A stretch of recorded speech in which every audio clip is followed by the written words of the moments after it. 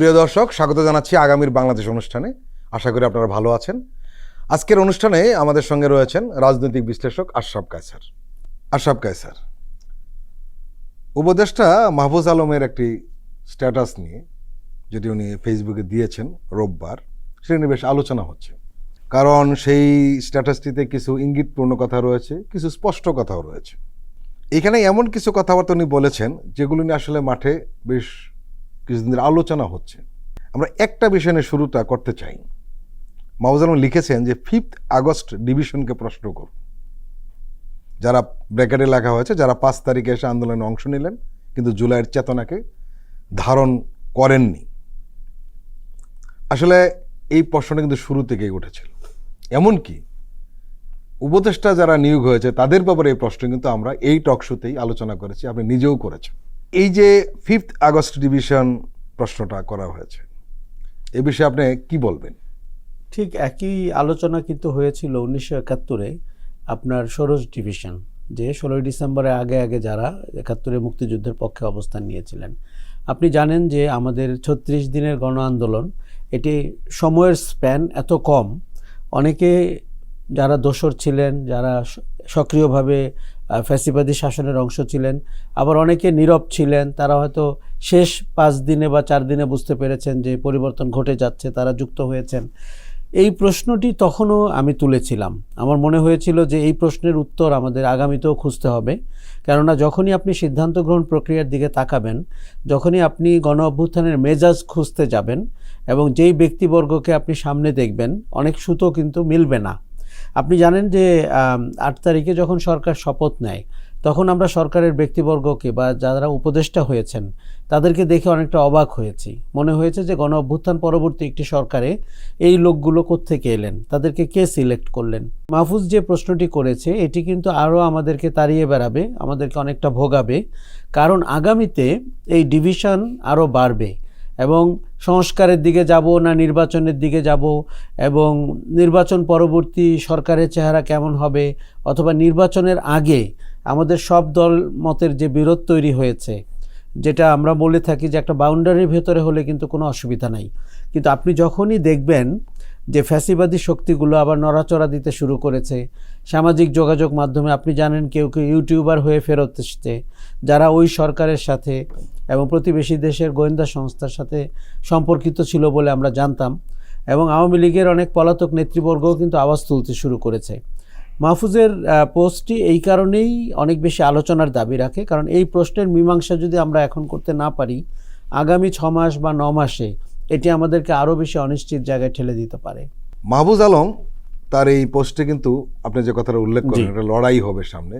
মাহফুজ আলম নিজেও কিন্তু সেটা বলেছেন যে সেখানে যে কালচারাল ফ্যাসিজম এবং পুরনো অর্থনৈতিক বন্দোবস্তের বিরুদ্ধে আমাদের একটা লড়াইটা করতে হবে। একটি তথ্য কিন্তু উনি দিয়েছেন, 5 আগস্টের পরে কিন্তু 150টারও বেশি আন্দোলন মোকাবেলা করেছে সরকার, এবং কিছু আন্দোলন কিন্তু আমরা নিজেরাও বুঝতে পেরেছি আসলে তাদের লক্ষ্যটা কী ছিল এবং কারা করছে। জি, আপনি নিজেও কয়েকবার এই বিষয়ে প্রসঙ্গ উঠিয়েছেন। তা আসলে এই যে এতগুলি আন্দোলন হচ্ছে, মোকাবেলা করতে হচ্ছে সরকারকে, এটাই কিন্তু আসলে লড়াই, তাই তো? নিশ্চিতভাবেই। আমরা যদি ভেবে থাকি যে একটা সার্বিক বড় মাপের লড়াই হবে, সেটি হয়তো অনেক সময় ঠিক না। এই যে আপনি 5 মাসে 150টির মতো আন্দোলন মোকাবেলা করেছেন, তাতে করতে গিয়ে কিন্তু আমাদের সরকারের যে গতিপথ এবং গতি যেটি আমরা ভাবছিলাম, সেটি অনেকখানি কিন্তু ক্ষীয় হয়েছে। এবং 150টি অ্যাডহক বিষয়কে যখন সামনে আনা হয়, আমরা কিন্তু এও দেখেছি যে ফ্যাসিজমের পক্ষের শক্তিগুলো এইসব আন্দোলনের নামে কতবার নিজেদের ভোল পাল্টিয়ে দেখাতে চেয়েছেন যে তারা কখনো সংখ্যালঘু, কখনো তারা 35, কখনো তারা আনসার। এই তো ব্যাপারটা। এখন এই আমাদের যে 36 দিনের গণ আন্দোলন, এটি আসলে আরেকটু সময় লাগবে বা অনেকখানি সময় লাগবে। আপনি যদি শুধুমাত্র যে কালচারাল ফ্যাসিজমের দিকে তাকান, আমরা কিন্তু কালচারাল ফ্যাসিস্ট যারা বা ফ্যাসিজমের সঙ্গী যারা, তাদেরকে এখন পর্যন্ত আপনার কোনো অনুরাগ প্রকাশ করতে দেখিনি, অনুশোচনা করতে দেখিনি। তাদের কারো মধ্যে মনে হচ্ছে যে কিছুই হয়তো ঘটেনি, কেউ গণহত্যার শিকার হয়নি, রেজিম যে বদলে গেছে, এবং ওই রেজিমের যে খারাপ দিকগুলো, বিশেষ করে আপনার গণতন্ত্র হরণ করা, ভোট কেড়ে নেওয়া, অথবা আপনার বিনা বিচারে মানুষকে আটকে রাখা, গুম করা, খুন করা, এগুলো নিয়ে কিন্তু আমরা তাদেরকে কথা বলতে দেখিনি। এবং আপনি যদি অর্থনৈতিক বন্দোবস্তের দিকে তাকান, এখনও কিন্তু ব্যাংক, বিমা, শিল্প কারখানা তাদের হাতেই রয়েছে, যারা গত 15 বছরে ফ্যাসিজমের অংশ হয়ে এবং আমাদের শাসনতান্ত্রিক যে ব্যাঘাতটি সেটি তারা তৈরি করেছিলেন। আর তাছাড়া প্রতিবেশী ভারতের কথা যদি আমরা না বলি গত 5 মাসে, সেটি কিন্তু একটা অসম্পূর্ণ বয়ান হবে। এখন আমাদের যদি এই জায়গা থেকে উত্তরণ ঘটাতে হয়, আমাদের একটা জাতীয় ঐক্য অথবা পুরনো যারা অপরাধী না বা যারা হত্যাকাণ্ডের সাথে ডিরেক্টলি যুক্ত ছিলেন না, তাদেরকেও আমার মনে হয় যে কিছুটা সামনের কাতারে আসতে সুযোগ দিতে হবে। কিন্তু দিয়ে যেটি করতে হবে যে অনৈক্যের জায়গায় একটা ঐক্যের পাটাতন তৈরি করতে হবে, এবং সেই ঐক্যর যেন একটাই আপনার মূল সুর থাকে, সেটি হচ্ছে ফ্যাসিবাদ বিরোধী ঐক্য। কারণ আমরা যদি এখন নির্বাচন, সংস্কার এইসব বিষয়ে বা সংবিধানের কোন ধারাটি থাকবে কোন ধারাটি থাকবে না, এই জায়গায় ঐক্যের সূচনা করার চেষ্টা করাটা ভুল হবে। কিন্তু আমরা যদি একটা জায়গায় দাঁড়াই যে ফ্যাসিবাদের বিরুদ্ধে এই ঐক্যটি থাকবে, এবং ছোটোখাটো অনেক অনৈক্যের মাঝেও এই ঐক্যটির উচ্চতা হবে এমন যাতে করে ফ্যাসিজমের শক্তিরা ভয় পায়, আমার মনে হয় সেই জায়গাটি রচনা করার সময় হয়েছে। এবং ওই চেতনাটা যদি ধারণ করে সবাই, তাহলে কিন্তু ছোটোখাটো যে সমস্যার উদ্রেক হয়েছে বা উদ্ভব হয়েছে সব কিন্তু সমাধান সম্ভব। এটি সব সমাধান সম্ভব, কারণ ওইটা হলো কেন্দ্রবিন্দু থাকা উচিত। দেখুন, বাজারে যখন অনেকগুলো রাজনৈতিক দল থাকবে, তাদের মত পথ ভিন্ন হবে, তাদের উদ্দেশ্য লক্ষ্য ভিন্ন হবে, এবং আপনি জানেন যে এই রাজনীতির একটা বড় লক্ষ্য হচ্ছে ক্ষমতায় যাওয়া। অতএব ভোটকে সামনে রেখে তারা অনেকভাবে জোট গঠন করার চেষ্টা করবেন, তাদের সমর্থকদের জমায়েত করার চেষ্টা করবেন, সব কিছুই কিন্তু স্বাভাবিক। কিন্তু আপনাকে মনে রাখতে হবে যে ফ্যাসিজমের উত্থান হতে পারে বা পুনরুত্থান হতে পারে এমন কোনো ছিদ্র আপনি যেন অবশিষ্ট না রাখেন।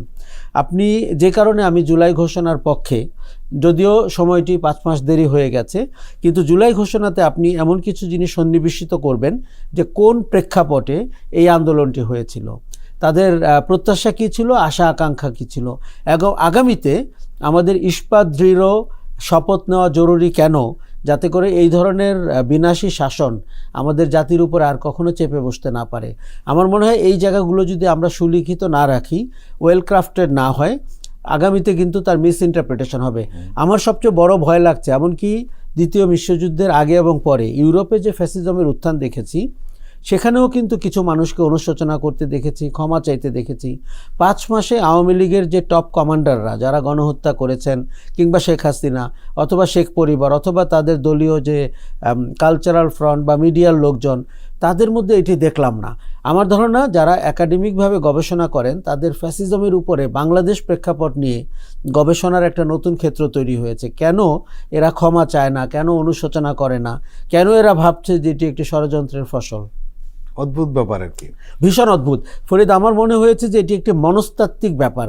ফ্যাসিজমেরও কিন্তু পুনর্বাসন কেন্দ্র দরকার, কেননা এরা কেউ 15 বছর বৈধ অবৈধভাবে শাসনে থেকে তাদের একটা ধারণা হয়েছিল এটি তাদের ন্যায্য জায়গা, কিন্তু তারা যে জনগণের উপরে চেপে বসেছিল, তারা যে আমাদের ভোটাধিকার কেড়ে নিয়েছিল, তারা যে আমাদের দেশ থেকে 200 বিলিয়নের উপরে পাচার করেছে, এই কথাগুলো হয়তো তাদের কানে গেলেও তাদের মাথায় বা বুকে কোথাও ঢুকছে না।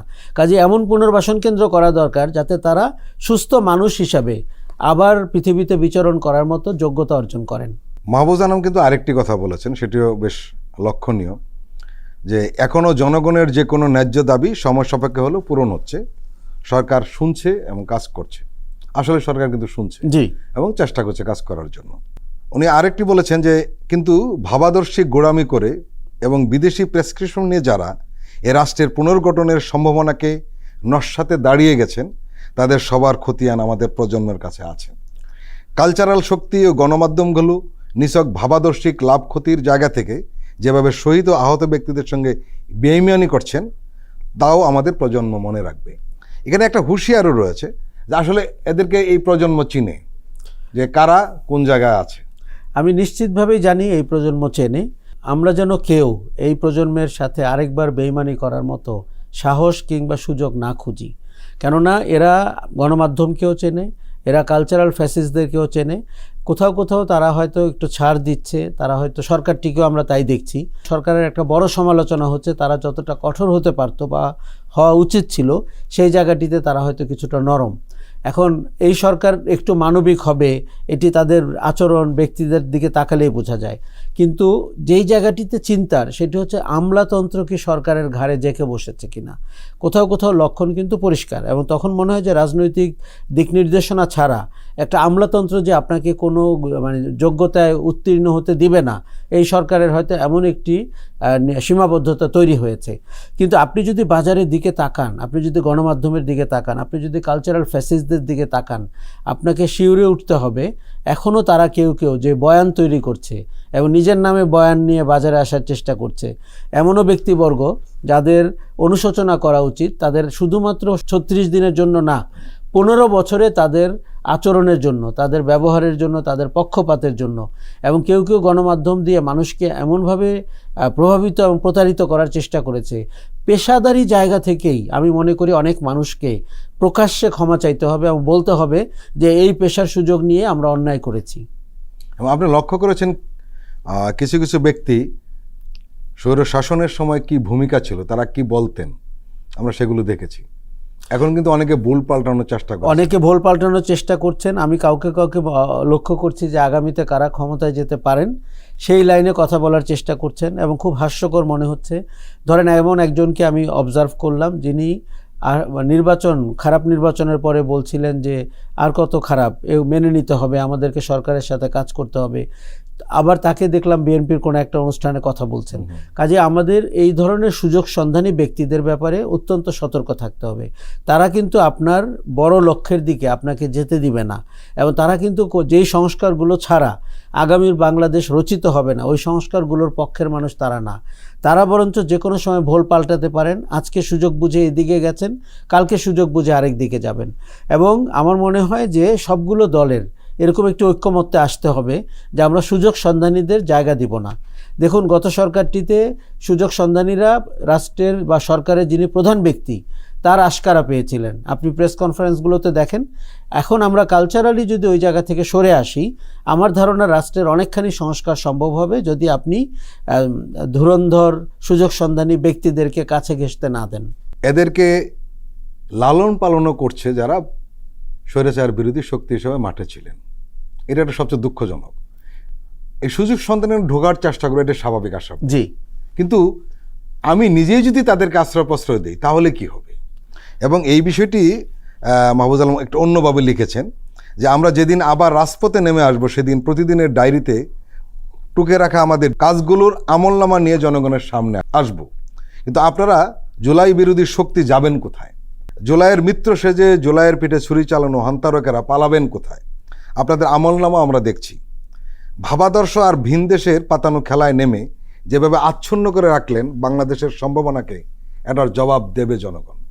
মাহফুজ আলমের এই বক্তব্যগুলোতে কিন্তু আরেকটা জিনিস স্পষ্ট হয়েছে, সেটি হলো এরা কিন্তু লড়াইটা থামায় নাই। আমি নিশ্চিতভাবেই বলতে চাই, এবং আমার ভাবতেও ভালো লাগে যে ওরা জেগে আছে, এবং ওরা সরকারে থাকুক, সরকারের বাইরে থাকুক, রাজনৈতিক দল গঠনের চেষ্টা করুক, ওদের কারো কারো বক্তব্য আমাদের অনেক অভিজ্ঞ রাজনীতিবিদদের চেয়েও অনেক বেশি চিন্তার খোরাক দিচ্ছে আমাদেরকে। এবং ওদেরকে কেউ কেউ প্রভাবিত করার চেষ্টা করেছে, কোনো কোনো রাজনৈতিক দল তাদের ছায়াতলে আনার চেষ্টা করেছে। কিন্তু এদের ভেতরে আমি স্বতন্ত্র চিন্তা, স্বকীয়তার গন্ধ কিন্তু অনেক পাই। আপনি যেই গোষ্ঠীটার কথা বলছিলেন, দেখুন আমাদের এখানে প্রতিষ্ঠানগুলো, গণমাধ্যমের প্রতিষ্ঠান সহ, তারা চেষ্টা করছে পরিবর্তনকে ধারণ করে তার পুরনো লক্ষ্যের দিকে, পুরনো উদ্দেশ্যের মতো ব্যবহার করতে। এরা সুযোগ সন্ধানী, এরা আপনার আমার মতো পরিবর্তনের মানে বড় সুবিধাটি বাংলাদেশের জনগণের কাছে পৌঁছাতে চান না। তারা পরিবর্তনের সুবিধা নিতে চান নিজস্ব প্রতিষ্ঠানে, এবং তারা কেউ কেউ আগ বাড়িয়ে অন্য দলের মানুষজনকে অ্যাকোমোডেট করে তারা এমন একটা জায়গা তৈরি করতে চাচ্ছেন যাতে তারা স্পর্শের বাইরে থাকেন। দেখুন, এখানে এই খোলনলচে পাল্টাতে হবে, এবং পরিবর্তনটি হতে হবে প্রতিষ্ঠানের ভেতরে, পরিবর্তনটি হতে হবে পেশাদারি সংগঠনগুলোতে, পরিবর্তন হতে হবে সাংস্কৃতিক অঙ্গনে। এই জায়গাগুলোতে না গেলে আমরা যদি ভেবে থাকি যে একটি সরকার পালিয়ে গেছে বা একজন ব্যক্তি ছিলেন এবং তার মন্ত্রিসভা ছিলেন, সমস্যাটি কিন্তু ক্যান্সারের মতো। আপনি যদি তাকে ক্যান্সারের মতো ট্রিট না করেন, আপনি যদি কালচারাল অঙ্গনে হাত না দেন, আপনি যদি গণমাধ্যমে হাত না দেন, এবং যদি পরিবর্তনের সূচনা না হয়, তাহলে কিন্তু আমরা যেই পরিবর্তন ভাবছি সেটি ঘটবে না। এবং অনেকেই এখানে আছেন, আপনি অবাক হয়ে যাবেন, যারা কনফিউশন তৈরি করতে পারদর্শী এবং তারা প্রতিনিয়ত কনফিউশনের জায়গা দাঁড় করাচ্ছেন। কাউকে আপনার খেলো করার চেষ্টা করছেন, কাউকে ভিলেন বানানো, কাউকে নায়ক বানানো, পরের দিন আবার সেটা চেঞ্জ করার ফলে অনেক সতর্ক থাকার বিষয় রয়েছে যে অভীষ্ট লক্ষ্যের দিকে যেতে যেন কোনো ধরনের বাধার মধ্যে না পড়ে এই জনগণের ইচ্ছা। আমি এখনও মনে করি 5ই অগাস্টে যেই মানুষ রাস্তায় নেমেছিল তারা জেগে আছে, তারা খোঁজ নিচ্ছে, তারা দেখতে চাচ্ছে পরিবর্তনটি হলো কি না, এবং আমাদের একটা বড় প্রতিশ্রুতি হয়েছে পরিবর্তনটি পৌঁছে দেওয়ার। ভেতরে যত ধরনের সমস্যা আছে সেটি ডিল করার ক্ষমতা আমাদের থাকতে হবে। আমরা জানি রাজনৈতিক দলগুলো আসলে বড় স্টেক হোল্ডার, নিঃসন্দেহে নির্বাচন হলে এরাই কেউ না কেউ ক্ষমতা আসবে এবং এরাই দেশ পরিচালনা করবে। কিন্তু আমরা যখন দেখি যে কোনো কোনো ব্যাপারে রাজনৈতিক দলগুলো একজন আরেকজনের বিরুদ্ধে চরমভাবে বিষোদ্গার করেছে, কিন্তু স্বৈরাচারের দূষরদের অ্যাকোমোডেশনের জন্য আবার সবাই একযোগে কাজ করছে। আপনি নিশ্চয়ই লক্ষ্য করেছেন। আমি লক্ষ্য করেছি। অনেক অসংখ্য উদাহরণ আপনারা দিতে পারবেন, আপনার জানা আছে, আমি জানি। আসলে এটা হলে কি হবে? প্রথম কথা বলি যে আমাদের বড় দলগুলো তো ক্ষমতাপ্রেমী দল, তারা ক্ষমতায় যেতে চান এবং এটি কোনো দোষের না। তারা রাজনীতি করেছেন, সরকার চালাবেন, ক্ষমতায় থাকবেন, এই জন্যই। কিন্তু আপনি কোন পথে ক্ষমতায় যাবেন? দেখুন, তাদেরকে একটা শিক্ষা নিতে হবে যে মানুষের যে আশা আকাঙ্ক্ষা সেটিকে ধারণ করতে পারলেই ক্ষমতা চিরস্থায়ী, ক্ষমতায় যাওয়া সহজ। কিন্তু তারা যেটি করেন, তারা অন্যান্য গোষ্ঠীর সাথে মিলে আপনার ক্ষমতায় যাওয়ার একটা সুনিশ্চিত পথরেখা আঁকার চেষ্টা করেন। ধরেন আওয়ামী লীগ একটা বড় শক্তি, এখন আওয়ামী লীগের পলাতক কাউন্সিলর, কমিশনার এদের সাথে যোগাযোগ করে যদি কেউ রাজনৈতিক সংগঠন করার চেষ্টা করে, সেটি কিন্তু আমাদের চোখে ভালো ঠেকছে না। একইভাবে আপনি অনৈতিকভাবে যদি সংগঠন বাড়ানোর চেষ্টা করেন, সেটি সরকারের ছত্রছায়ায় থেকে কিংবা আইন শৃঙ্খলা বাহিনীর প্রভাব যুক্ত হয়ে, সেটিও কিন্তু আখেরে কোনো ভালো ফল আনবে না। এখান থেকে তারা সরে এসছে, আমি যতটুকু জানি আর কি, অনেকটা সরে এসছে। কিন্তু আমার মনে হয় যে মানুষ যতটা চেয়েছিল সেরকম একটি শক্ত, স্বচ্ছ, জবাবদিহিমূলক জায়গায় রাজনৈতিক দলগুলো দাঁড়ায়নি। তাদের কাউকে কাউকে এলোমেলো মনে হচ্ছে, কাউকে কাউকে মনে হচ্ছে যে তার ব্যক্তি বা দলের যে আগ্রহ সেটি জাতীয় স্বার্থের চেয়ে উপরে স্থান পাচ্ছে। জাতীয় স্বার্থ কিন্তু আপনাকে পরিষ্কার বলে দিয়েছে যে আমরা পরিবর্তন ছাড়া আগামী সরকার দেখতে চাই না। এমনকি রাজনীতির ভাষার পরিবর্তন হওয়া দরকার, রাজনৈতিক সংস্কৃতির পরিবর্তন হওয়া দরকার। সেই জায়গায় দলগুলো কিন্তু খুব বেশি শক্ত অবস্থানে নেই, বরং একে অন্দলের সাথে কোন্দল করে আপনি আমাদের জনঘনিষ্ঠ যে দাবিগুলো আছে সেই জায়গাটিতে আমরা একটা বেসুরো অবস্থান দেখতে পাচ্ছি, যেটা শক্তভাবে দাঁড়ানোর দরকার, সেই জায়গাটা আমরা দেখতে পাচ্ছি না। প্রিয় দর্শক, আমরা এখন একটু বিরতি নিচ্ছি, আমরা এক্ষুনি ফিরছি, আপনারা আমাদের সঙ্গেই থাকুন।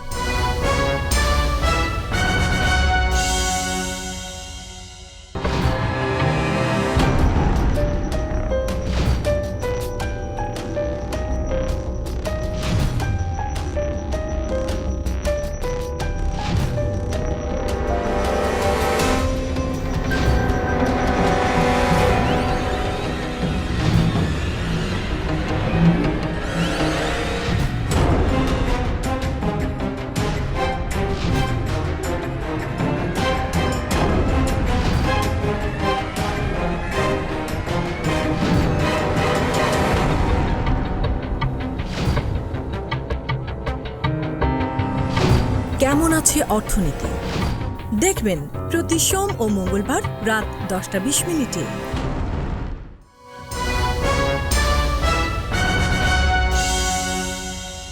আবারও স্বাগত আগামীর বাংলাদেশ অনুষ্ঠানে। আজকে আমাদের সঙ্গে আলোচনায় রয়েছেন রাজনৈতিক বিশ্লেষক আশরাফ কায়সার। আপনি একটি খবর নিশ্চয়ই দেখেছেন যে অন্তর্বর্তীকালীন সরকারের সমালোচনা করে যে প্রতিবেদন দেওয়া হয়েছিল, কয়েকজন এমপি দিয়েছিলেন ব্রিটেনের, তারা সেটি প্রত্যাহার করেছেন এবং সেই প্রতিবেদনটা ছিল কিন্তু ইউনূস সরকারের বিরুদ্ধে। জি। এবং সেই প্রতিবেদন কিভাবে তৈরি করা হয়েছে সেটি আপনি নিশ্চয়ই জেনেছেন ইতিমধ্যে। এই বিষয়টা আমাদের একটু বুঝিয়ে বলবেন? অল পার্টি পার্লামেন্টারি কমিটি সেটির প্রতিবেদনের কিন্তু নিজের থেকে তারা করে না, তারা কোনো কোনো প্রতিষ্ঠানের সহায়তা নেয়। সেই ক্ষেত্রে এই ব্রিটিশ পার্লামেন্টের এই গ্রুপটি একটি ভারতীয় প্রতিষ্ঠানের সাহায্য নিয়েছে। এখন আপনি দেখুন, গত 5 মাসে আমাদের এই যে মাহফুজ আলমের 150টি ইস্যুর ভেতরে কিন্তু বোধহয় 50টি ভারতের তৈরি করা। কাজে সেই দেশের একটি রিসার্চ সংস্থা, গবেষণা সংস্থা সরকারটিকে যেভাবে দেখেছে ন্যাশনাল সিকিউরিটিকে যেভাবে অ্যানালিসিস করেছে, গত সরকারের পালিয়ে যাওয়াকে যেভাবে বিশ্লেষণ করেছে এবং মাইনরিটি ইস্যুকে যেভাবে আইডেন্টিফাই করেছে, অথবা এমন একটি শব্দ তারা বলেছে যে আইনকে তারা রাজনৈতিক নিষ্পেষণের হাতিয়ার বানিয়েছে অন্তর্বর্তী সরকার। ফলে দেখা গেছে যে এটি অত্যন্ত একপেশে, এটি বাংলাদেশের বর্তমান পরিস্থিতির রিফ্লেকশন না, এবং অন্তর্বর্তী সরকারের যে অদ্ভুত জনপ্রিয়তা এবং অদ্ভুত সংস্কারের দিকে ধাবিত হওয়া এবং যেই পটভূমিতে সেই সরকারটি দায়িত্ব নিয়েছে তার কোনো রিফ্লেকশন এই রিপোর্টে আমরা দেখতে পাইনি। ফলে এই জন্যই কিন্তু প্রশ্নটি উঠেছে যে এই রিপোর্টটি যখন পেশ করা হয় তখন বাংলাদেশের পরিস্থিতির সাথে রিপোর্টটির ভাষ্য কিন্তু মেলেনি। কিন্তু এক জায়গায় মিল রয়েছে, সেটা এবং শব্দসহ, সেটি হলো যে ইউনূস সরকার আইনকে রাজনৈতিক হাতিয়ার ব্যবহার করছে, আর উগ্রবাদী ইসলামিস্টরা এখানে মানে পৃষ্ঠপোষকতা রয়েছে, এবং সেটা ছিল ভারতের বয়ান। নিশ্চয়ই, আমি কিন্তু এই রিপোর্টকে খাটো করে দেখতে চাচ্ছি না। দেখুন, ভারত স্টেট হিসাবে যেভাবে 5ই অগস্টকে অ্যাড্রেস করেছে, তারা বলেছে যে এখানে ইসলামিস্টরা ক্ষমতা নিয়েছে, জঙ্গিরা ক্ষমতা নিয়েছে, শেখ হাসিনাকে জীবনের ভয় দেখিয়ে ঝেঁটিয়ে বিদায় করা হয়েছে। এই ইন্ডিয়ান বয়ানটাই এই রিপোর্টে এসছে। এই ইন্ডিয়ান বয়ান কিন্তু ভারতীয় মিডিয়া প্রচার করেছে, এই বয়ানই কিন্তু পশ্চিমা বিশ্বের কাছে বলা হয়েছে। ওই জন্য আমার মনে হয়েছে যে এটি একটা বড় ষড়যন্ত্রের অংশ, এবং ভারতের যে বড় বয়ানের অংশ হিসেবে ব্রিটিশ পার্লামেন্টে এই রিপোর্ট পেশ করা হয়েছে। পরবর্তী সময়তে যখন দেখা গেছে আসলে একেবারে বানোয়ার, যার কারণে প্রত্যাহারটা করা হয়েছে। আমার খুব ভালো লাগছে যে ব্রিটিশ পার্লামেন্টে এই প্রশ্নটি উঠেছে, কেননা বয়ানের ভাষা যদি আপনি দেখেন, তার যদি অবজেক্টিভ দেখেন এবং তার যদি নেভিগেশনাল ডিরেকশন দেখেন, সেটা পরিষ্কার যে ইংল্যান্ডের আপনার জনপ্রতিনিধিদেরকে বাংলাদেশের অন্তর্বর্তী সরকার বা পরিবর্তন সম্পর্কে মানে আপনার বিক্ষুব্ধ করে তোলা যায় কি না, তারা প্রশ্ন করতে শুরু করেন কি না। আপনি জানেন যে ওই প্রশ্ন আবার ভারতীয় মিডিয়া বিশ্বব্যাপী প্রচার করবে। ফলে এখানে একটা নেক্সাস তৈরি করার চেষ্টা করেছে, যে কন্টেন্ট ক্রিয়েট করে অন্য জায়গায় আপনার মতামত দাঁড় করিয়ে সেটি আবার ভারতীয় গণমাধ্যমকে প্ল্যাটফর্ম হিসাবে ব্যবহার করে, এটি ভারতের একটি বড় চেষ্টার অংশ বলে আমার কাছে মনে হয়েছে। টিউলিপ সরে যাওয়ার পরে কিন্তু এই প্রত্যাহারটা করা হলো, এটিও সিগনিফিক্যান্ট, কারণ টিউলিপ যতদিন পার্লামেন্টে ছিলেন, মন্ত্রিসভায় ছিলেন, তখন কিন্তু আমরা বরঞ্চ এই পেশ করাটা তার সময়েই দেখতে পেয়েছি। দেখুন, টিউলিপের চলে যাওয়া আমার মনে হয় অনেক বড় কিছুর সূচনাও হতে পারে। ব্রিটিশ পলিটিক্সকে যতটা বুঝি, মন্ত্রিসভা বা সরকার যেভাবে চলে, সেইখানে হচ্ছে প্রধানমন্ত্রীর দায় কিন্তু সব কিছুর পেছনে। এখন টিউলিপের ঘটনায় প্রধানমন্ত্রীর দায় কতটা, কারণ এই প্রধানমন্ত্রী কিন্তু বাংলাদেশের রাজনীতির সাথেও ঘনিষ্ঠভাবে যুক্ত ছিলেন। তার ভোটের সময় কিন্তু তহবিল দাঁড় করিয়েছে বাংলাদেশিরা। আর বাংলাদেশে এসে উনি 12 দিন ছিলেন, সিলেট সফর করেছেন, এবং সেখানে তার খরচ জুগিয়েছে কারা, আওয়ামী লীগের লোকজন। সেটাই কিন্তু ব্রিটেনের মূলধারার মিডিয়াতে স্পষ্ট করে এসেছে। সেই ক্ষেত্রে স্টারমারের ভবিষ্যৎ কিন্তু আমার কাছে এখনও মনে হয় ব্রিটিশ পার্লামেন্টে আলোচনা হতে পারে, কারণ টিউলিপের ইস্যু কিন্তু শুধু পদত্যাগ দিয়ে শেষ হবে না। আপনি জানেন যে তার এই যে সম্পত্তিগুলো কোত্থেকে সে পেলেন, এগুলো কিন্তু ভারতের ব্রিটেনের রাজনীতিতে, ব্রিটেনের নৈতিকতার ইতিহাসে মানে ভূমিধস সম অভিযোগ কিন্তু। কাজে বাংলাদেশে তার খালার আমল নিয়ে যদি আপনি দেখেন তাহলে বিষয়টি ভিন্ন। কিন্তু এখন মনে হচ্ছে যে ব্রিটিশ পার্লামেন্টে এক ধরনের চেষ্টা ছিল যাতে করে বাংলাদেশের ব্যাপারে তাদেরকে একটি অবস্থানে পৌঁছে দেওয়া যায়, এবং যাতে করে বাংলাদেশ সম্পর্কে তারা প্রশ্ন করতে শুরু করেন। আপনি আরেকটি জিনিস খেয়াল করবেন, ভারত কিন্তু এই প্রোপাগান্ডায় তার কোনো বন্ধু পায়নি। আমরা ভারত ছাড়া অন্য কোনো দেশকে দেখিনি এই প্রোপাগান্ডায় অংশ নিতে, বরং উল্টোটা দেখেছি। প্রফেসর ইউনূস যেখানে গেছেন তারা প্রশংসা করেছেন। এই যে উনি আজকে ডাভোসে যাচ্ছেন, সেখানে কিন্তু আমার মনে হয় বাংলাদেশের এফডিআই বা বিনিয়োগের একটা বড় জায়গা তৈরি করে উনি আসতে পারবেন। কাজে ভারতীয় প্রোপাগান্ডা গত 5 মাসে বেকায়দায় পড়েছে, একটা চেষ্টা নিশ্চিতভাবে ব্রিটিশ পলিটিক্সের ভেতরে ছিল। টিউলিপের ব্যাপারে প্রধান উপদেষ্টা প্রফেসর ইউনূসের বক্তব্য রাখার পর সেটি পার্লামেন্টে বিরোধী দলে মানে কনজারভেটিভ পার্টি যেভাবে গুরুত্ব দিয়ে প্রকাশ করেছে, আপনি নিশ্চয়ই বক্তব্যটা দেখেছেন।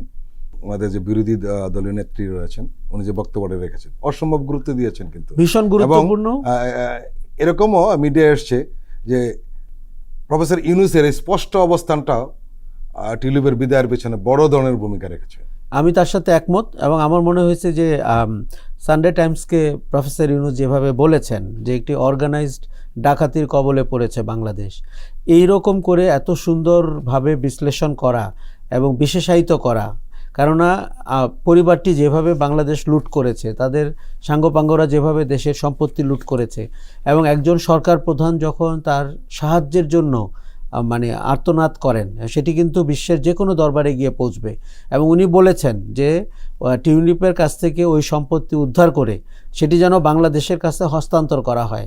আমি খুব একটা অবাক হব না যদি আগামী কয়েক সপ্তাহের মধ্যে এরকম একটি বড় ঘটনা ঘটে যে মানি লন্ডার্ড মানি থেকে আমরা কিছু অংশ ফেরত আনতে পেরেছি, কোনো জায়গায় সম্পত্তি বাজেয়াপ্ত করে বা জব্দ করে আমরা সেটি বাংলাদেশ সরকারের কাছে প্রত্যার্পণ করতে পেরেছি। আমার মনে হয়েছে আরও 2-1টা জায়গায়ও একই ঘটনা ঘটতে যাচ্ছে এবং এটি সরকারের জন্য একটি বড় অ্যাচিভমেন্ট হবে বলে আমি মনে করি।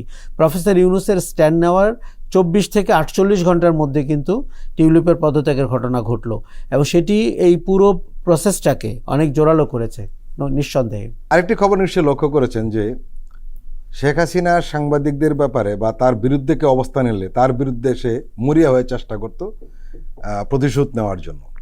সেই আল জাজিরার বিখ্যাত প্রতিবেদন all the prime ministers man, এই প্রামাণ্যচিত্রটি সম্প্রচারের পরে সাংবাদিকদের বিরুদ্ধে ব্যবস্থা নিতে ব্রিটেনের খ্যাতনামা একজন ব্যারিস্টারের কাছে গিয়েছিলেন প্রধানমন্ত্রী শেখ হাসিনার সরকার।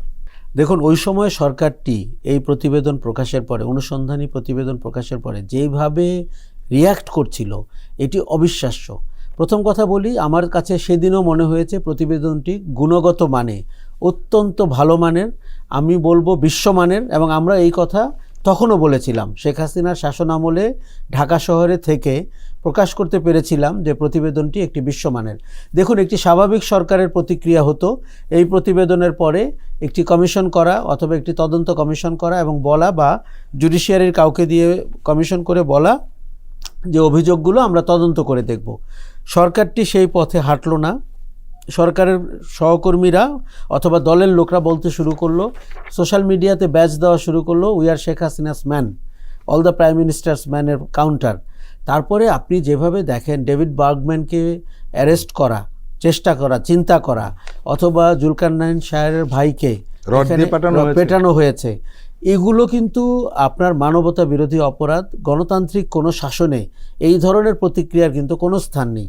উল্টো যেটি ঘটলো, আজিজ আহমেদ যিনি সেনাবাহিনীর প্রধান ছিলেন তার ব্যাপারে কিন্তু সরকারকে আমরা কোনো দিকে এগোতে দেখলাম না। বেনজির যিনি পুলিশের প্রধান ছিলেন তার ব্যাপারেও না। এমনকি এই যে মোহাম্মদপুরে যে আজিজ আহমেদের ভাইদের যে সাম্রাজ্য অথবা আপনার আন্ডারগ্রাউন্ডের যে জগৎ, সেখানেও সরকার কোনো ভূমিকায় গেলেন না। আমরা তখন ভাবতাম যে কবে একটি সরকার হবে যারা এই অভিযোগগুলো নিয়ে কাজ করবে, তদন্ত করবে, বিচারের মুখোমুখি করবে। এবং ইতিহাস দেখুন কখন কিভাবে অপেক্ষা করে। আমরা আজকে সেই জায়গায় দাঁড়িয়ে, এবং গণভবন থেকে ওই করসপন্ডেন্স বের করা হয়েছে যে ব্রিটিশ আইনজীবীর কাছে উনি পরামর্শ চেয়েছেন। আরও একটা ঘটনা, পুরো কাণ্ডটি কিন্তু করেছেন হাই কমিশনের মাধ্যমে। তার মানে তখন যিনি হাই কমিশনার ছিলেন এবং হাই কমিশনের কর্মকর্তারা, আপনি দেখুন আমাদের হাই কমিশন একটি গণতান্ত্রিক রাষ্ট্রে কি কি কাজে ব্যবহার হতে পারে। যে কিছু ইন্ডিপেন্ডেন্ট জার্নালিস্ট অনুসন্ধানী সাংবাদিকতা করেছেন, তাকে আপনি পেশাগতভাবে মোকাবেলা না করে আপনি অ্যাডমিনিস্ট্রেটিভ ওয়েতে, সরকারিভাবে এবং রাষ্ট্রীয়ভাবে মোকাবেলা করছেন in a very unacceptable form. তারা কিন্তু একাধিকবার বৈঠক করেছেন হাই কমিশনে বসে আইনজীবীদের সঙ্গে, এবং আইনজীবী কিন্তু শেষ পর্যন্ত স্বীকারও করেছেন সাংবাদিকদের কাছে যে হ্যাঁ তার সঙ্গে আলোচনা হয়েছিল। এবং বার্গম্যানের ব্যাপারে তারা ভীষণ ক্ষেপে গিয়েছিল, কীভাবে তাকে অ্যারেস্ট করা যায়, কি করা যায় না যায়। কিন্তু ওই সময় বার্গম্যান পরে আর বাংলাদেশে আসেননি। বার্গম্যান বাংলাদেশে আসেননি। এমনকি বার্গম্যানের যে পেশাগত কাজের জায়গাটি, সেটি কিভাবে আপনি জানেন যে পার্লামেন্টেও বক্তৃতা দেওয়া হয়েছিল তার আত্মীয়তা নিয়ে, তার স্ত্রীর পরিচয় নিয়ে, হ্যাঁ, এবং বলা হয়েছিল দেখুন আপনি একজন পেশাদার মানুষ, আমি আপনার সাথে দ্বিমত করতেই পারি, কিন্তু সেটারও তো একটা বাউন্ডারি আছে, আমি এতটুকু জায়গায় করব। গত সরকারটির ফ্যাসিজম বা ফ্যাসিস্ট আচরণ এমন জায়গায় চলে গেছিল, প্রথম কথা দেশে গণমাধ্যমের কোনো রিপোর্ট প্রকাশ করার জায়গা ছিল না, অনুসন্ধানী সাংবাদিকতা দূরের কথা। এবং তারা কিছু তোষামতকারী, চাটুকার, ধান্দাবাজ মানুষকে গণভবনে আশ্রয় দিয়েছিলেন। তারাই সেখানে তার সাথে বিদেশে যেতেন, তা ফিরে এসে প্রেস কনফারেন্স করতেন, ফলে এই 50-60 জনের একটি গ্রুপ। এখন বার্গম্যানকে যেভাবে নাগরিক অধিকার হরণ করা হয়েছিল, তাকে বিদেশে পাঠিয়ে দেওয়া হয়েছিল, দেশে ফিরতে দেওয়া হচ্ছিল না, তার কাজ করতে দেওয়ার সুযোগ ছিল না। এবং আল জাজিরার মতো একটি বিশ্বখ্যাত অনুসন্ধানী প্ল্যাটফর্মকে যেইভাবে আওয়ামী লীগ সরকার বিষোদ্গার করছিল, আপনার সাথে কথা বলতে গিয়ে মনে হলো যে এডিটর্স গিল্ড বলে একটি প্রতিষ্ঠান দাঁড়িয়ে গেল, ভুইফোর প্রতিষ্ঠান, এবং মূলত সরকারের সব কিছুর প্রশংসা করা এবং সরকারের চেয়েও আগ বাড়িয়ে সরকারের প্রচার যন্ত্র হিসাবে কাজ করার। এবং এই যে আমরা এডিটর্স গিল্ডের যে প্রতিষ্ঠাটা তৌফিক ইমরোজ খালিদি অথবা মোজাম্মেল বাবু অথবা শ্যামল দত্তকে যেই ভূমিকা অবতীর্ণ হতে দেখলাম, আপনার মনে আছে কিনা এই আল জাজিরার প্রতিবেদন প্রকাশের পরপর তারা কিন্তু মাঠে নামলো যে এটি অত্যন্ত নিচু মানের, নিম্ন মানের প্রতিবেদন, এটি ফিকশন, এটি নাকি কোনো রিপোর্টিং না। এবং আপনার সাংবাদিকদের সংগঠন যেগুলো আওয়ামী লীগের দালাল সংগঠন হিসেবে পরিচিত, তারা একই কাণ্ড করলেন। বিশ্ববিদ্যালয় শিক্ষক সমিতি একই কাণ্ড করলেন, সংস্কৃতির অঙ্গনের মানুষজন তারা একই কাণ্ড করলেন। মানে একটা এত কোয়ালিটির অনুসন্ধানী ডকুমেন্টারি আমি আমার জীবনে কম দেখেছি। আমি সেই দিনও বলছিলাম আজিজ আহমেদের আপনার এত ক্লোজে গিয়ে তার পেছনের সিটে বসে ভিডিও করা এবং তিনি কাকে SMS করছেন, কাকে কল করছেন সেটি আপনার ক্লোজ শটে দেখানো, এগুলো অত্যন্ত উঁচু মানের ইনভেস্টিগেটিভ ডকুমেন্টারি। এটি তখন উল্টোটা করা হলো পুরো দেশে, এবং এর পক্ষে বলতে গেলে আপনি এগেইন স্বৈরাচারের উল্টো দিকের মানুষ, অতএব আপনি দোসর, রাজাকার, বিএনপি ইত্যাদি ইত্যাদি। আমরা কিন্তু তখন গণমাধ্যমের ভেতরের শক্তিকেও কথা বলতে দেখলাম না। এবং আমাদের এখানে যে সুবুদ্ধির দাবিদার মানুষজন, তারাও কিন্তু কাপুরুষের মতো ভীরু সাহসীনতায় আক্রান্ত হলেন, তারা কিন্তু সামনের কাতারে আসলেন না। আজকে আমি মনে করি all the prime ministers man মানে পৃথিবীর শাসনের ইতিহাসে একটি গুরুত্বপূর্ণ ডকুমেন্টারি ওই সময়ের সরকারের দুর্নীতি বা দুঃশাসনকে এক্সপোজ করার ক্ষেত্রে। ওই সময় আসলে মিডিয়াটা ছিল রাজনৈতিক ক্ষমতা ও কালো টাকা নিয়ন্ত্রণ করত, এই কথাটি বলেছেন কামাল আহমেদ, আমাদের যে গণমাধ্যম সংস্কার কমিশনের প্রধান। উনি রংপুর গিয়েছিলেন, সেখানে সাংবাদিকের সাথে মত বিনিময় করেছেন। উনি পরিষ্কার করে বলেছেন যে রাজনৈতিক ক্ষমতা ও কালো টাকা গণমাধ্যম নিয়ন্ত্রণ করছে। অধিকাংশ গণমাধ্যম দেশের মানুষের স্বার্থের বদলে তাদের ব্যবসায়িক স্বার্থে ব্যবহৃত হয়েছে, ফলে এটি দুষ্টচক্রে পরিণত হয়েছে। এই দুষ্টচক্র না ভাঙলে গণমাধ্যমের সমস্যার সমাধান খুব সহজে আসবে না। এই দুষ্টচক্র ভাঙবে কিভাবে? আমি কামাল আহমেদের সাথে একেবারেই একমত। আজকে আমরা যখন কথা বলছি, গণমাধ্যমের চেহারাটি 5ই আগস্টের আগে যেখানে ছিল ঠিক ওই জায়গায় আছে। এখন পর্যন্ত কিন্তু তেমন কোনো পরিবর্তন হয়নি। কি পরিবর্তন হয়েছে? দু একটা জায়গায় আগের যে মানে কালো মুখগুলো সেগুলো পালিয়ে গেছে, অতএব তাদের রিপ্লেসমেন্ট হয়েছে। কোথাও কোথাও দলীয় আবরণের রিপ্লেসমেন্ট হয়েছে। কোথাও কোথাও যারা নদী দখল, খাল দখল, ভূমিদস্যু আছেন, তারা গণমাধ্যমের উইন্ডো ড্রেসিং করেছেন, তারা কিছু লোককে পদপদবি দিয়েছেন। এবং মজার ঘটনা হচ্ছে তাদের পেছনে আবার আগের লোকজনকেও আমরা দেখতে পাচ্ছি। তার মানে তারা দুটি পক্ষকে পালছেন, একটি হচ্ছে পালিয়ে যাওয়া পক্ষ, আরেকটি হচ্ছে যারা নতুন দখলদার পক্ষ। দেখুন, পালিয়ে যাওয়া এবং দখলদার এর কোনোটাই গণমাধ্যম না, এরা কোনো সাংবাদিক না, কোনো শিল্প গোষ্ঠী যিনি ধরেন বাংলাদেশের 2-3টে নদী দখল করেছেন, জোর করে মানুষের ভূমি নিয়ে প্লট বানিয়ে বিক্রি করেছেন। তারা কিন্তু শেখ হাসিনাকে বলেছিলেন মৃত হওয়ার পরেও তার শাসন যেন বলবৎ থাকে। না, মৃত্যুর পরও আপনার সঙ্গে আছি, তাই তো? মৃত্যুর পরে কিভাবে থাকতে চেয়েছেন, কোন ক্যাপাসিটিতে, আমি কিন্তু শিওর না। তবে আমি যতটুকু রাজনীতি বিজ্ঞানের লোক হিসাবে মনে করি উনি হয়তো চেয়েছেন হাসিনার শাসন কন্টিনিউ করুক, হাসিনা থাকুক অথবা মারা যাক। তার মানে এই ধরনের কথা যখন একজন ব্যবসায়ী বলেন এবং সেই ব্যবসায়ীর যখন অনেক ধরনের সামাজিক অপকর্ম সামনে আসে তার ছেলের এবং অন্যান্যর, তখন কিন্তু তাকে আমাদের কোনো সুস্থ মানুষ মনে হয় না।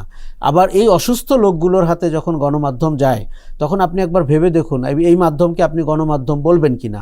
দেখুন, গণমাধ্যম বলতে হলে আপনাকে কিছু মৌলিক গুণের অধিকারী হতে হবে।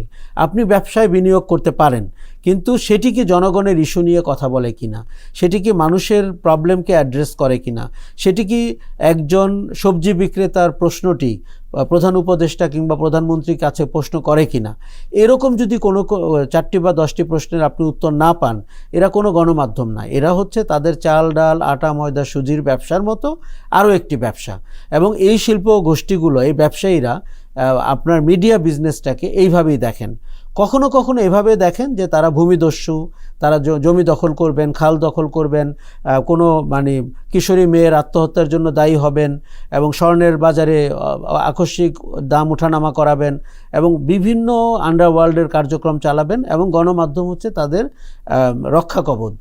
এবং এই রক্ষা কবচ হতে কিছু মানুষ তাদের মাথা বিক্রি করেন, তাদের পায়ে পড়ে যান এবং তারা সমাজে বেঁচে থাকার চিন্তা করেন এভাবেই। এখন এই গোষ্ঠীগুলোকে কিন্তু আমরা ভেবেছিলাম গণ অভ্যুত্থানের পরে আমাদের সামাজিক দৃশ্যপট থেকে বিতাড়িত হতে দেখব, কিন্তু উল্টোটা ঘটল, যেটি আমাদের পেশাজীবীদের কেউ কেউ তাদের আশ্রয়ে আশ্রিত হলেন, পুরনোরা তাদের পেছনে ছায়া হিসাবে থেকে গেলেন এবং গণমাধ্যম তার চরিত্রটি ফেরত পেল না। এখন কামাল আহমেদ যেটি বলেছেন যে দেখেন রাজনৈতিক পরিচয় এবং কালো টাকা এটি যদি গণমাধ্যমের সূতিকাগার হয় তাহলে আপনি কোনোভাবেই মিডিয়াতে সেই রিফ্লেকশন দেখতে পাবেন না যেই কারণে মিডিয়ার জন্ম এবং যেই কারণে গণতান্ত্রিক একটি রাষ্ট্র গঠনে মিডিয়ার ইতিবাচক ভূমিকা আমরা প্রত্যাশা করি। আমরা যদি গত 5 মাসে দেখি যেইভাবে অনুসন্ধানী সাংবাদিকতার বিকাশ হয়েছে, সেটি যদি আগামী 5 বছর বা 10 বছর আমরা কন্টিনিউ করতে না পারি তাহলে কিন্তু আপনি যে গণতান্ত্রিক শাসন চাচ্ছেন, জবাবদিহিমূলক আইনের শাসন থাকবে এবং যেখানে আপনার অপরাধী যেই হোক তাকে দিনের আলোতে আনা হবে, এই কাজগুলো কিন্তু হবে না। এবং গণমাধ্যমকে যদি আপনি সঠিক জায়গায় না পান তাহলে কিন্তু এই পরিবর্তনটিও হবে না, সংস্কারটিও হবে না। কাজেই আমার মনে হয় মিডিয়া কমিশনের চেয়ারম্যান কামাল আহমেদ, এটি একটা আপনি জানতে চেয়েছিলেন এই দায় কার, এটি অবশ্যই সংস্কার কমিশন তো সুপারিশ করবে, কিন্তু দায় কিন্তু সরকারের। দেখুন আমি যতটুকু জানি এরা সবাই কিন্তু ভীত সন্ত্রস্ত ছিলেন, তারা ভেবেছিলেন এবার বোধহয় আর রক্ষা হলো না। পরে তারা সবাই উকি মেরে দেখেছেন বাতাস কিছুটা আবার তাদের দিকে আসতে পারে, সবাই সুযোগ সন্ধানী হয়েছেন, সবাই নিজের জায়গাটি আবার গুছিয়ে নেওয়ার চেষ্টা করেছেন।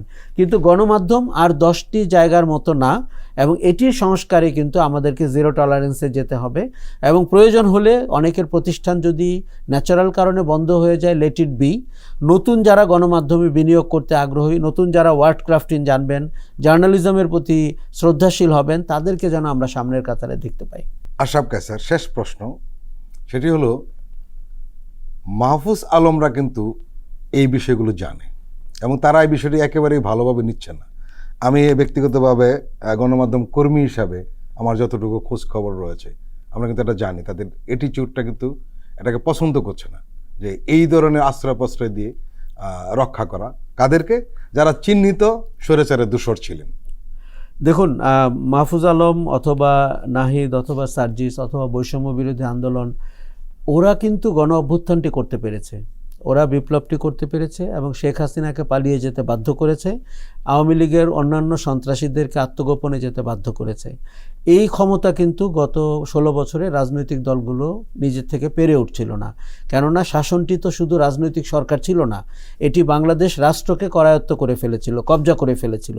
সেখানে সামরিক বাহিনী ছিল, বেসামরিক প্রশাসন, পুলিশ, র্যাব সবাই মিলেই ছিল। এখন আমার মনে হয়েছে যে ওরা ঠিকই উপলব্ধি করতে পারছে যে বড় যে চ্যালেঞ্জটা সেটি কিন্তু এখনও বাজারে বিদ্যমান। সেটি হচ্ছে যে ওই যে প্রচলিত শক্তিগুলো, সেটি ব্যবসায়ী হোক, গণমাধ্যম হোক, সংস্কৃতিজীবী হোক, তাদেরকে কি করে নিউট্রালাইজ করা যায় এবং তাদের জায়গায় কি করে নতুন চেতনার উন্মেষ ঘটানো যায়, এই জায়গাটি কিন্তু শুধু বৈষম্য বিরোধী আন্দোলন বা জাতীয় নাগরিক কমিটির পক্ষে সম্ভব হবে না। ভেঙে বলি কেন হবে না, বাজারের যে প্রচলিত রাজনৈতিক শক্তিগুলো আছে তারা কিন্তু এই নেক্সাসেই বিলিভ করেন, তারা এই মানুষজনের কাছ থেকে চাঁদা নিয়ে দল চালানোর চেষ্টা করছেন, তারা এদের আওয়ামী লীগ যেই সুবিধাগুলো সমাজ থেকে বের করত, কোনো শক্তি সেই সুবিধাগুলো পেতে চাচ্ছেন। ভারত এখানে রাজনৈতিক দলগুলোর সাথে সখ্যতা করে আমাদের অভ্যন্তরীণ সিকিউরিটির জন্য যে থ্রেট হয়েছিল সেটি এখন সে আবার অন্য কোনো শক্তির মাধ্যমে করতে চাচ্ছেন। সেই ব্যবসায়ী গোষ্ঠী যারা আপনার অপরিসীম মুনাফা করেছেন একটি সরকারের সাথে থেকে, তারা তাদের কিছু লভ্যাংশ আদান প্রদান করে আবার সেই জায়গাটি পেতে চাচ্ছেন। এইরকম একটি বড় রকমের জায়গাতে কিন্তু গণ অভ্যুত্থানের পক্ষের শক্তির পক্ষে একা লড়াই করা সম্ভব হবে না যদি না অন্তর্বর্তী সরকার শক্ত পায়ে দাঁড়ায়, যদি না রাজনৈতিক শক্তিগুলো এককাট্টা হয়, যদি না ব্যবসায়ীরা বলে যে আমরা রাজনৈতিক শক্তি হিসাবে কাজ করব না, ব্যবহৃত হব না, যদি না গণমাধ্যম বলে যে আমি আমার পেশাগত জায়গায় ফিরে আসব, অথবা আমার ডিজিএফআই বা র্যাবের মতো শক্তিগুলো বলে যে আমরা রাজনৈতিক হাতিয়ার হিসাবে ব্যবহৃত হব না এবং নিজের উদ্দেশ্য সাথে হাসিলের জন্য চেষ্টা করব না। এই পরিবর্তনগুলোর জন্যই কিন্তু ওরা চিন্তিত এবং ওদের কারো কারো অ্যাংজাইটি লেভেল আমি কিন্তু টের পাই। কেননা আপনি এখনই জানেন যে বাজারে পলাতক শক্তিরা ভয় দেখানো শুরু করেছে, চক্ষু লাল করা শুরু করেছে, কড়া কথা বলা শুরু করেছে। সেদিন একজন সিইও, যিনি তার নগদ বলে একটি প্রতিষ্ঠানের সিইও, তিনি আবার বলেছেন আবার বিজয় আসবে, এরকম সামাজিক যোগাযোগ মাধ্যমে দেখলাম। কাজেই এই রকম একটি প্রতিকূল সময়কে আমাদের মনে হয় একসাথে দাঁড়িয়ে মোকাবেলা করা ছাড়া রাষ্ট্রের যে পরিবর্তনটি আমরা প্রান্তিক মানুষের কাছে পৌঁছে দিব বলেছি, সেই জায়গায় পৌঁছানো যাবে না। কাজেই আপনি যেমনটি বলেছেন যে আমাদের মধ্যে বিরোধের কিন্তু খুব বড় যে ইস্যু রয়েছে তা না, ক্ষুদ্র ক্ষুদ্র ইস্যুকে ব্যবহার করে যেন বড় কোনো বিরোধে না যাই, যাতে করে পরিবর্তনটি ঘটাতে পারি এবং যাতে করে একটা দারুণ গণতান্ত্রিক রাষ্ট্রের দিকে বাংলাদেশ যেতে পারে, সেই লক্ষ্যে কাজ করার সময় হয়েছে। আশরাফ কায়সার, আপনি আমাদের দীর্ঘ সময় দিলেন, আপনাকে আন্তরিক ধন্যবাদ। প্রিয় দর্শক, আজকের অনুষ্ঠান আমরা এখানে শেষ করছি। আপনারা ভালো থাকবেন, সুস্থ থাকবেন। আল্লাহ হাফেজ।